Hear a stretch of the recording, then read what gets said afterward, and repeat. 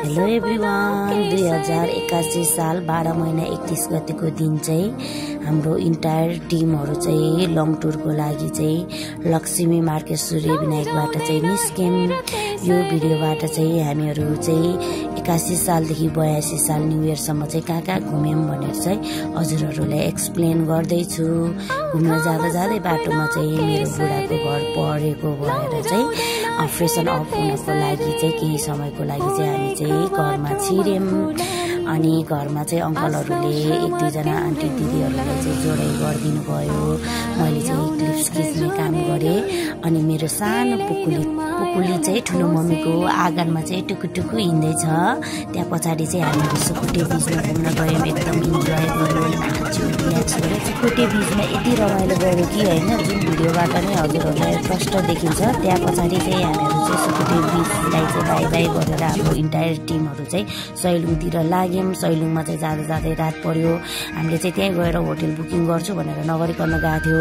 तर तपाईहरुले त्यस्तो गल्ती नगर्नुस्, किनकि हामीले चाहिँ होटलहरुमा कतै पनि सिट नपाएर होटलहरु फुल्ल प्याक भइसकेको थियो।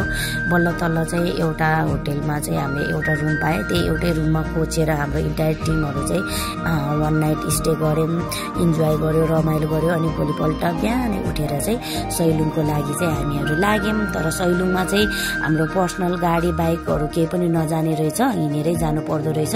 त्यही भएर हामीहरु चाहिँ सुस्त हाइकिङ गरेर चाहिँ 1.5 घण्टा हिँडेर चाहिँ सैलुङमा पुग्यौं।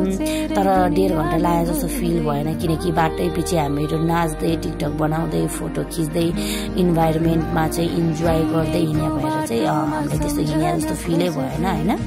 तर एकदम रमाइलो ठाउँ रहेछ। तपाईहरु पनि एकचोटी घुम्न जानु होला। तर ठाउँ चाहिँ एकदम चिसो छ है साथीहरु। त्यहाँ गएर चाहिँ मलाई चिसो लागिरहेको भएर मेरो भोइस चाहिँ एकदम कडा आइराखेको छ।